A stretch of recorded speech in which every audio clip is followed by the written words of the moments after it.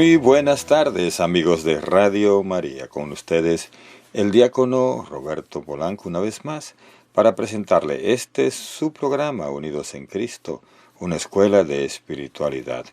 Es un programa que presentamos cada jueves a las 4:30 hora del este, 3:30 hora del centro, por esta su estación, Radio María USA en español, y que usted puede escuchar a través de las plataformas de Radio María.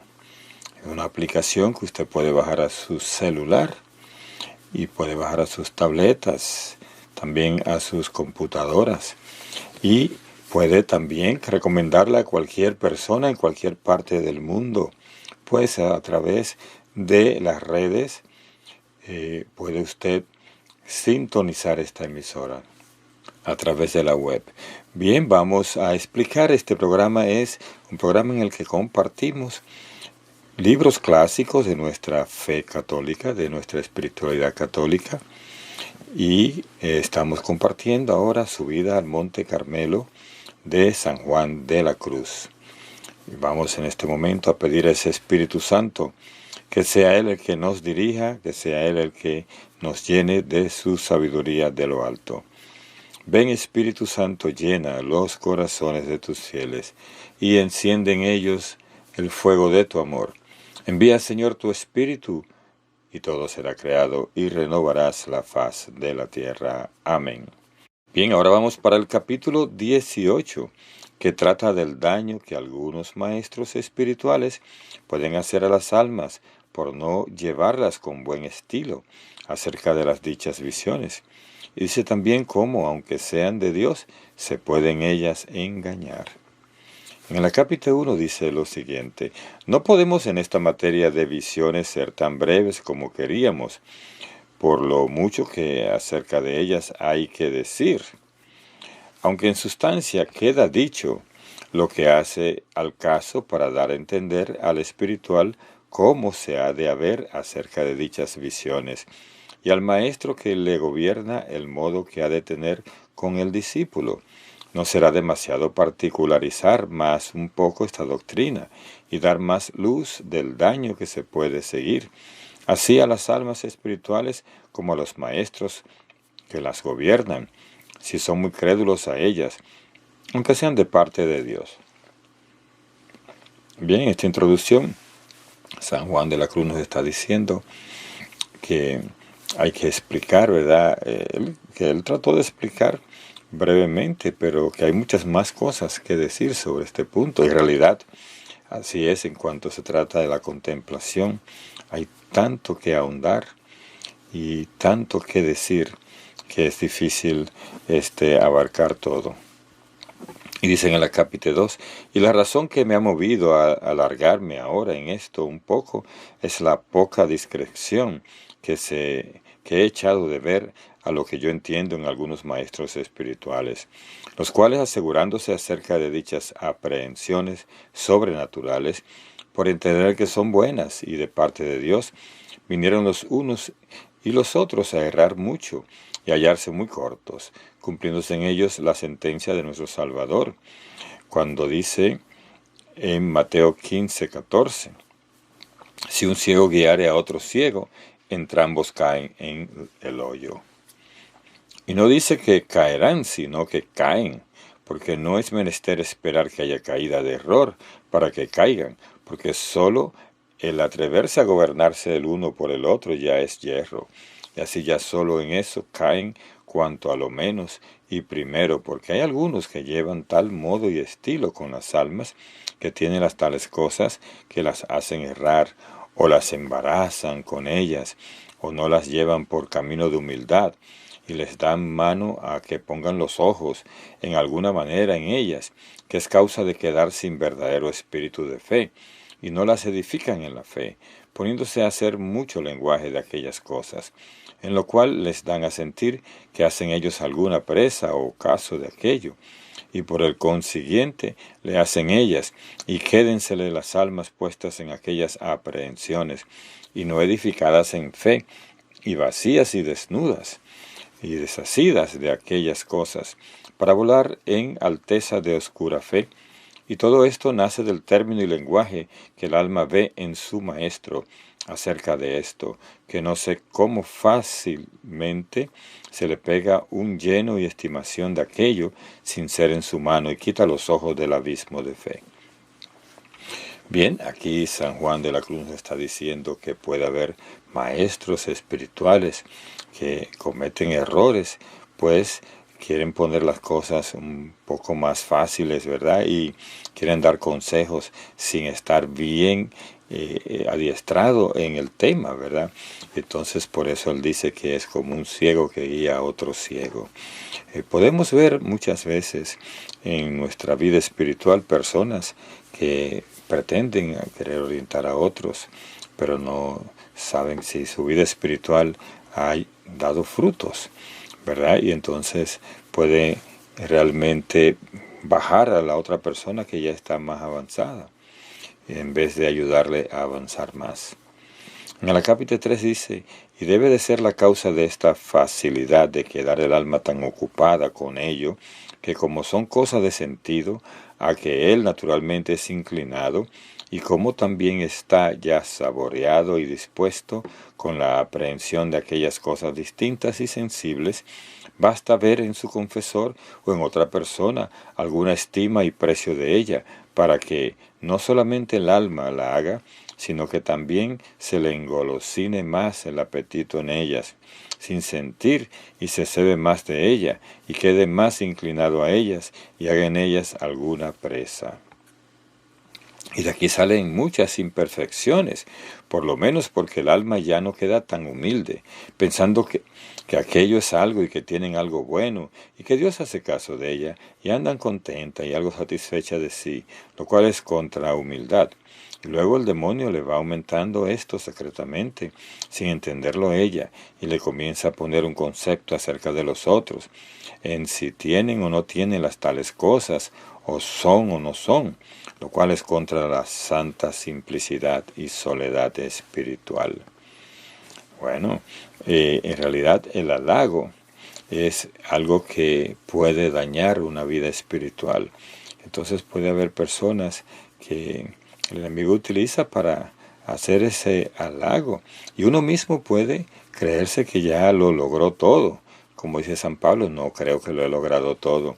Doy saltos, dice San Pablo, y castigo mi cuerpo. Es decir, él va haciendo más sacrificios para poder alcanzar a Cristo.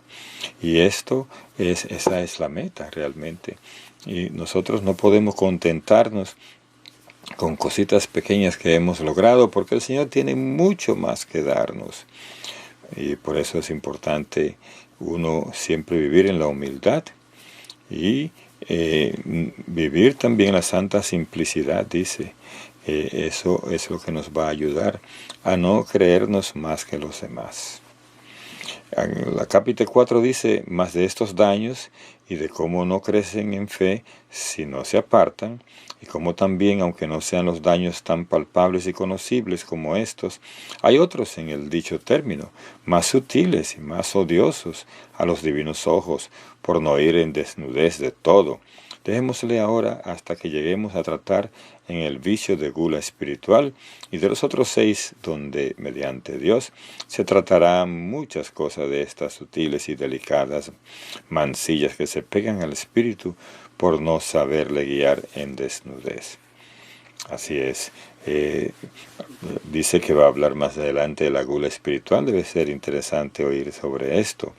Pero nos está hablando aquí que hay muchas cosas sutiles y delicadas, ¿verdad?, que se pegan al espíritu, y es importante nosotros realmente saber cuáles son esas cosas para que no nos dañe nuestra vida espiritual.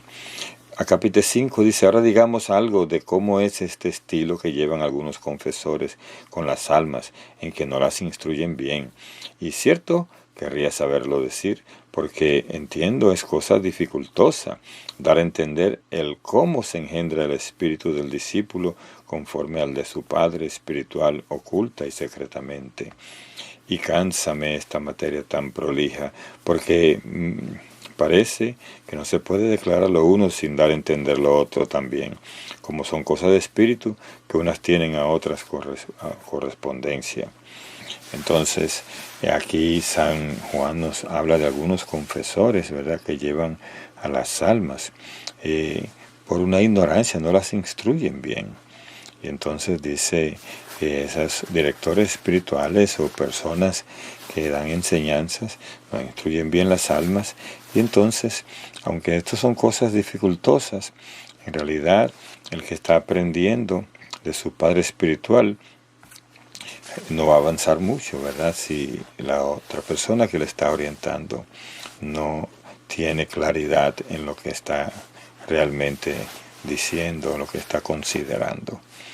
A capítulo 6, mas para lo que aquí basta, paréceme a mí, y así es, que si el Padre Espiritual es inclinado a espíritus de revelaciones, de manera que le hagan algún caso, lleno o gusto en el alma, no podrá dejar, aunque él no lo entienda, de imprimir en el espíritu del discípulo aquel jugo y término, si el discípulo no está más adelante que él. Y aunque lo esté, le podrá hacer mucho daño, si con él persevera, porque de aquella inclinación que el Padre Espiritual tiene y gusto en las tales visiones, le nace manera de estimativa, que si no es con gran cuidado de él, no puede dejar de dar muestras o sentimiento de ello a la otra persona. Y si la otra persona tiene el mismo espíritu de tal inclinación, a lo que yo entiendo, no podrá dejar de comunicarse mucha aprehensión y estimación de estas cosas de una parte a otra. Aquí es interesante saber lo que está San Juan de la Cruz diciendo. Si alguien está orientando a otra persona y el que está orientando tiene una inclinación a maravillarse por todas las visiones, entonces el discípulo es probable que se va a inclinar para lo mismo, ¿verdad? Y ahí puede haber algo que es una distorsión de la vida espiritual. Por eso es importante que podamos nosotros buscar a un director espiritual que sea severo, que no sea alguien que esté detrás de lo novedoso y de lo escandaloso y de lo vistoso, maravilloso, etcétera, sino que se mantenga una sobriedad para que pueda orientarnos efectivamente. En la capítulo 7 dice, pero no hilemos ahora tan delgado, sino hablemos de cuando el confesor ahora se ha inclinado a eso, ahora no tiene el recato que ha de tener en desembarazar el alma y desnudar el apetito de sus discípulos en estas cosas, antes se pone a platicar de ello con él, y lo principal del lenguaje espiritual, como hemos dicho, pone en esas visiones, dándoles indicios para conocer las visiones buenas y malas.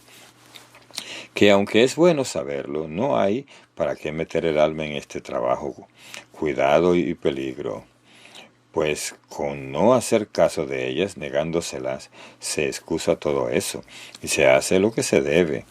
Y no solo eso, sino que ellos mismos, como ven que las dichas almas tienen tales cosas de Dios, les piden que pidan a Dios, les revele o les diga tales o tales cosas, tocantes a ellos o a otros, y las almas bobas lo hacen, pensando es lícito quererlo, saber por aquella vía, que piensan que porque Dios quiere revelar o decir algo sobrenaturalmente como Él quiere o para lo que Él quiere, se cree que es lícito querer que nos revele y aún pedírselo.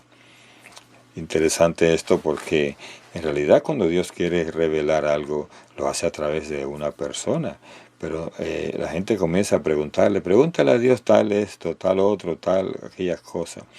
En las apariciones de la Virgen o del Señor muchas veces aparecen gente con preguntas bien tontas, ¿verdad? Y de eso no es que se trata la vida espiritual, de buscar un contacto con el Señor. Nosotros somos los súbditos y tenemos que esperar que Él, al comunicarse con nosotros, nos revele lo que Él quiere revelar y no lo que nosotros queremos por curiosidad conocer.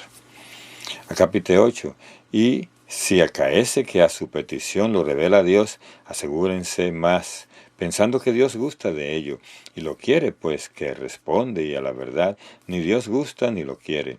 Y ellos muchas veces obran o creen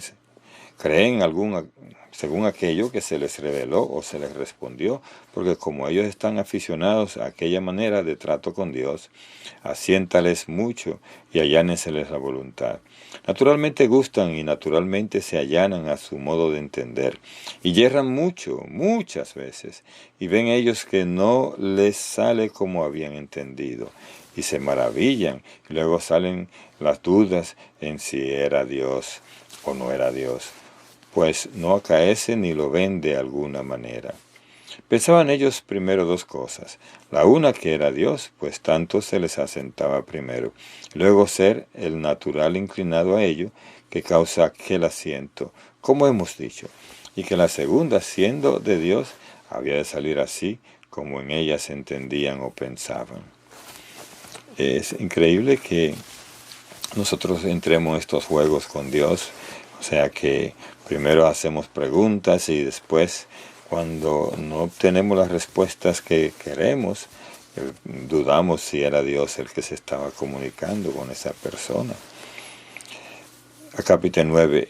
Y aquí está un gran engaño, porque las revelaciones o locuciones de Dios no siempre salen como los hombres las entienden o como ellas suenan en sí, y así no se han de asegurar en ellas, ni creerlas a carga cerrada, aunque sepan que son revelaciones o respuestas o dichos de Dios, porque aunque ellas sean ciertas y verdaderas en sí, no lo son siempre en sus causas y en nuestra manera de entender, lo cual probaremos en el capítulo siguiente, y también diremos y probaremos después, como aunque Dios responde a veces a lo que se le pide sobrenaturalmente, no gusta de ello, y como a veces se enoja, aunque responde.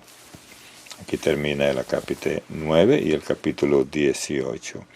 Bueno, aquí San Juan nos acaba de decir que a veces Dios responde a las preguntas necias que podemos hacer, pero que no es apropiado el estar haciendo preguntas, sino esperar que Dios sea el que nos revele lo que Él quiera revelarnos. Bien, vamos a hacer entonces una pausa musical y continuamos después con el capítulo 19.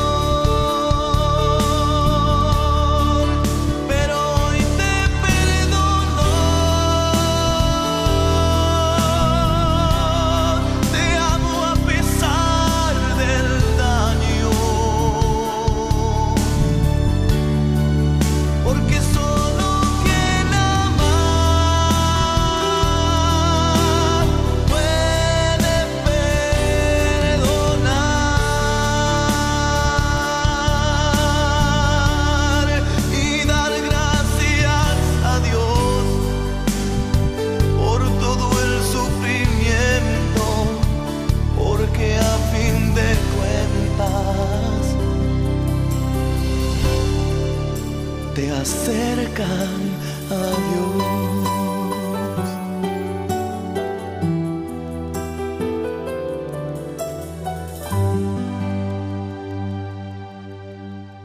Continuamos con su programa Unidos en Cristo por esta su estación, Radio María USA. Y vamos ahora al capítulo 19, en que se declara y prueba cómo, aunque las visiones y locuciones que son parte de Dios son verdaderas, nos podemos engañar acerca de ellas. Pruébase con autoridades de la Escritura Divina. Por dos cosas dijimos que, aunque las visiones y locuciones de Dios son verdaderas y siempre en sí ciertas, no lo son siempre para con nosotros. La una es por nuestra defectuosa manera de entenderlas, y la otra porque las causas de ellas a veces son variables, las cuales dos cosas probaremos en algunas autoridades divinas. Cuanto a lo primero, está claro que no son siempre ni acaecen como suenan, a nuestra manera de entender. La causa de esto es porque como Dios es inmenso y profundo, suele llevar en sus profecías locuciones y revelaciones, otras vías, conceptos e inteligencias muy diferentes de aquel propósito, y modo a que comúnmente se puede entender de nosotros, siendo ellas tanto más verdaderas y ciertas cuanto a nosotros nos parece que no. Lo cual, cada paso vemos en la Sagrada Escritura, donde a muchos de los antiguos no les salían muchas profecías y locuciones de Dios como ellos esperaban, por entenderlas de ellos a su modo, de otra manera muy a la letra, lo cual se ve claro por esas autoridades. Bien, aquí señala que en el Antiguo Testamento, ¿verdad?, había profecías que no se cumplían. Nosotros podemos ver eso continuamente, porque va a depender de la respuesta que la gente dé, ¿verdad? Si a Jonás le dijeron que el pueblo de Nínive iba a ser destruido y él tenía que ir a predicar, pues él se incomodó porque no pasó la destrucción, pero él no se fijó en la respuesta del pueblo, que fue una respuesta positiva. Dios así trata con nosotros. Él no quiere que nadie se pierda, sino que todos nos salvemos.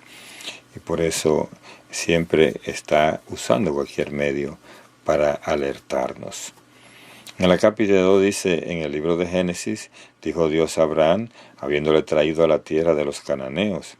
Dijo así, esta tierra te daré a ti, y como se lo dijese muchas veces, y Abraham fuese ya muy viejo, y nunca se la daba, diciéndoselo Dios otra vez, respondió Abraham y dijo las siguientes palabras, Señor, ¿de dónde o por qué señal tengo de saber que la tengo de poseer? Entonces reveló Dios que no él en persona, sino sus hijos, después de 400 años, la habían de poseer, de donde acabó Abraham de entender la promesa, la cual era en sí verdaderísima, porque dándola a Dios a sus hijos por amor de él, era dársela a él. Y así Abraham estaba engañado en la manera de entender. Y si entonces obrara según él entendía la profecía, pudiera errar mucho, pues no era de aquel tiempo, y los que le veían morir sin dársela, habiéndole oído decir que Dios se la había de dar, quedaron confusos y creyendo haber sido falso. Así es, hay muchas profecías que el Señor da, que son futuristas, ¿verdad?, que son para aplicarse en ciertas condiciones, y muchas veces podemos pensar que no se dieron como Dios dijo y que entonces la profecía era falsa, y no es así, es que Dios va adaptando las cosas a según su voluntad. A capítulo 3 dice, también a su nieto Jacob el tiempo que José, su hijo, le llevó a Egipto por el hambre de Canaán, estando en el camino, le apareció Dios y le dijo lo siguiente a Jacob. Dice, no temas, descendiente, o desciende a Egipto, que yo descenderé allí contigo, y cuando de ahí volvieres a salir, yo te sacaré guiándote, lo cual no fue como a nuestra manera de entender suena, porque sabemos que el santo viejo Jacob murió en Egipto y no volvió a salir vivo, y era que se había de cumplir en sus hijos, a los cuales sacó de allí, después de muchos años, siéndoles él mismo la guía del camino, a donde se ve claro que cualquiera que supiera esta promesa de Dios a Jacob, pudiera tener por cierto que Jacob, así como había entrado vivo y en persona en Egipto, por el orden y el favor de Dios, así sin falta, vivo y en persona había de volver a salir de la misma forma y manera, pues le había Dios prometido la salida y el favor en ella. Y engañarse y maravillarse, se va a maravillar viéndole morir en Egipto y que no se cumplía como se esperaba. Y así, siendo el dicho de Dios verdaderísimo en sí, acerca de él se pudiera mucho engañar. Igual esta interpretación que da aquí San Juan de la Cruz es muy buena, pues podemos esperar de Dios que las promesas se cumplan al pie de la letra, y a veces no vemos que Dios es eterno y que lo que creemos que va a ser inmediato, para Dios puede ser más largo el tiempo, porque Él está fuera del tiempo. Acápite C. En los Jueces, capítulo 20, versículo 11 y siguientes, también leemos que, habiéndose juntado todas las tribus de Israel para pelear contra la tribu de Benjamín, para castigar cierta maldad que entre ellos había consentido, por razón de haberles Dios señalado capitán para la guerra, fueron ellos tan asegurados de la victoria, que saliendo vencidos y muertos de los suyos, 22,000, quedaron muy maravillados y puestos delante de Dios, llorando todo aquel día, no sabiendo la causa de la caída, habiendo ellos entendido la victoria por suya, y como preguntasen a Dios si volverían a pelear o no, les respondió que fuesen y peleasen contra ellos, los cuales teniendo ya esta vez por suya la victoria, salieron con gran atrevimiento, y salieron vencidos también la segunda vez, y con pérdida de 18,000 de su parte. 18,000 de su parte. Y entonces, de donde quedaron confundidísimos, dice, no sabiendo qué hacer, viendo que mandándole Dios pelear siempre salían vencidos, mayormente excediendo a ellos, a los contrarios en número y fortaleza, porque los de Benjamín no eran más de 25,700, y ellos eran 400,000. Y de esta manera se engañaban ellos en su manera de entender, porque el dicho de Dios no era engañoso, porque Él no les había dicho que vencerían, sino que peleasen, porque en estas caídas les quiso Dios castigar cierto descuido y presunción que tuvieron y humillarlos así. Mas cuando a la postre le respondió que vencerían, así fue, aunque vencieron con mucho ardid y trabajo. Qué ilustración más interesante esta, ¿verdad? Que a veces entendemos las cosas de una manera y Dios lo que nos está es realmente corrigiendo, nos está probando a través de ciertas dificultades, y queremos nosotros siempre salir vencedores, y solo saldremos cuando Dios lo disponga. Acápite 5. De esta manera y de otras muchas acaece engañarse las almas acerca de las locuciones y revelaciones de parte de Dios, por tomar la inteligencia de ellas a la letra y corteza, porque como ya queda dado a entender, el principal intento de Dios en aquellas cosas es decir y dar el Espíritu que está allí encerrado, el cual es dificultoso de entender, y este es muy más abundante que la letra, y muy extraordinario, y fuera de los límites de ella. Y así el que se atare a la letra, o locución, o forma, o figura aprehensible de la visión, no podrá dejar de errar mucho, y hallarse después muy corto y confuso, por haberse guiado según el sentido en ellas, y no dado lugar al espíritu en desnudez del sentido. Así es, la letra mata y el espíritu da vida, por lo cual se ha de renunciar la letra, en este caso del sentido, y quedarse a oscuras en fe, que es el espíritu el cual no puede comprender el sentido.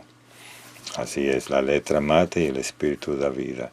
Nosotros no debemos estar siempre al pie de la letra, pues puede haber un mensaje más oculto en el mensaje del Señor y tenemos que desentrañarlo. Por eso cuando alguien tiene una visión o una locución, tiene que mirar uno cuando está oyendo estas cosas, cuál interpretación le está dando esa persona. Como alguien que yo oía que estaba hablando de una visión que tuvo, de una experiencia cercana a la muerte, y estaba interpretando algunas cosas de manera errónea. A otra persona que la entrevistaba le ayudó a aclarar de qué se trataba.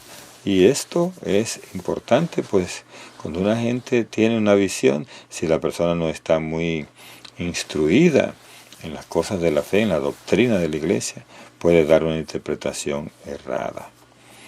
Vamos a la capítulo 6. Por lo cual muchos de los hijos de Israel, porque entendían muy a la letra los dichos y profecías de los profetas, no les salían como ellos esperaban, y así las venían a tener en poco y no las creían, tanto que vino a haber entre ellos un dicho público, casi ya como proverbio, escarneciendo de los profetas, de lo cual se queja Isaías, diciendo y refiriendo en esta manera.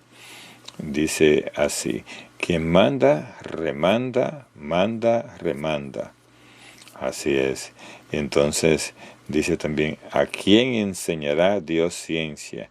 ¿Y a quién hará entender la profecía y palabra suya? Solamente aquellos que están ya apartados de la leche y desarraigados de los pechos, porque todos dicen: es a saber sobre las profecías, promete y vuelve luego a prometer, espera y vuelve a esperar, espera y vuelve a esperar, un poco allí, porque en la palabra de su labio y en otra lengua hablará este pueblo, donde claramente da a entender Isaías que hacían esto burlas de las profecías y decían por escarnio este proverbio de espera y luego vuelve a esperar, dando a entender que nunca se les cumplía, porque estaban ellos asidos a la letra, que es la leche de niños, y al sentido, que son los pechos, que contradicen la grandeza de la ciencia del Espíritu.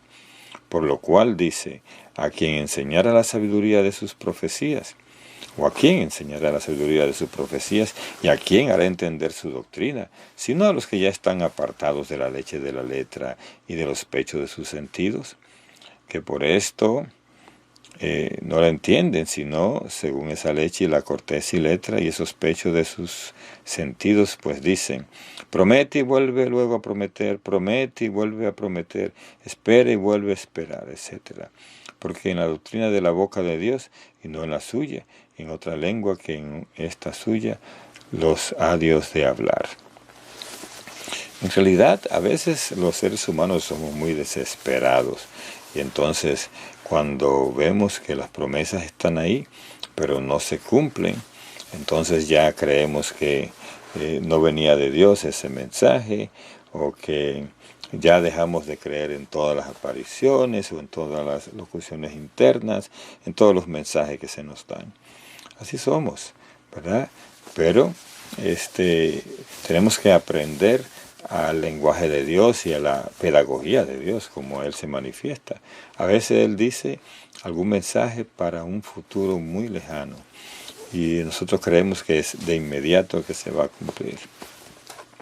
A capítulo 7. Y así no se ha de mirar en ello nuestro sentido y lengua, sabiendo que es otra la de Dios, según el espíritu de aquello muy diferente de nuestro entender y dificultoso. Y es lo tanto que, aunque el mismo Jeremías, con ser profeta de Dios, viendo los conceptos de las palabras de Dios tan diferentes del común sentido de los hombres, parece que también alucina él en ellos, y que vuelve por el pueblo diciendo esta frase así: ay, Señor Dios, qué ventura has engañado a este pueblo y a Jerusalén, diciendo: paz vendrá sobre vosotros. Y ves, aquí ha devenido cuchillo hasta el ánima. Y era que la paz que les prometía Dios era la que había de haber entre Dios y el hombre, por medio del Mesías, que les había de enviar. Y ellos entendían de la paz temporal. Y por eso, cuando tenían guerras y trabajos, les parecía engañarles Dios, acaeciéndoles al contrario de lo que ellos esperaban. Y así decían, como también dice Jeremías 8:15, en esa frase: esperando hemos paz, y no hay quien dé paz. Y así era imposible dejarse ellos de engañar, y gobernándose solo por el sentido literal. Porque ¿quién dejará de confundirse y errar si se atara a la letra en aquella profecía que dijo David de Cristo, Salmo 71, y en todo lo que dice en él? Así dice: enseñorearse ha desde un mar hasta otro mar, y desde el río hasta los términos de la tierra. Y en lo que allí también dice que quiere liberarse al pobre del poder del poderoso, y al pobre que no tenía ayudador, viéndole después nacer en bajo estado y vivir en pobreza y morir en miseria, y que no solo temporalmente no se enseñoreó de la tierra mientras vivió, sino que se sujetó a gente baja, hasta que murió debajo del poder de Poncio Pilato, y que no solo a sus discípulos pobres no los libró de las manos de los poderosos temporalmente, mas los dejó matar y perseguir por su nombre. Así es difícil a veces entender las cosas de Dios, porque, como decía antes, siempre esperamos el triunfalismo. Y los discípulos, como dice aquí, esperaban de Jesús que triunfara, que fuera rey, que estuviera allí en su reino. Ellos esperaban eso. Y nunca se esperaron ver a su maestro muriendo en una cruz. Y después le tocó a ellos vivir eso, es decir, como Jesús le había pronosticado: beberán del mismo cáliz que yo estoy bebiendo. Y es que el plan de Dios era diferente a ese triunfalismo.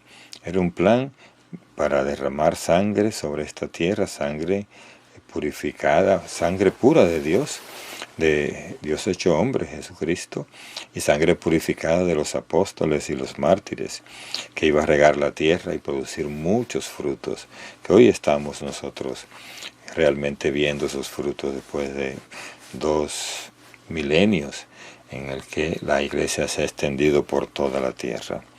Bien, vamos a dejarlo ahí hasta la próxima ocasión, y vamos a ver la otra mitad de este capítulo 19 en la próxima vez. Así que les deseamos a todos que tengan una feliz estancia con su familia, todos, y que Dios les bendiga, y a darle gracias al Señor, porque Él es bueno, porque es eterna su misericordia.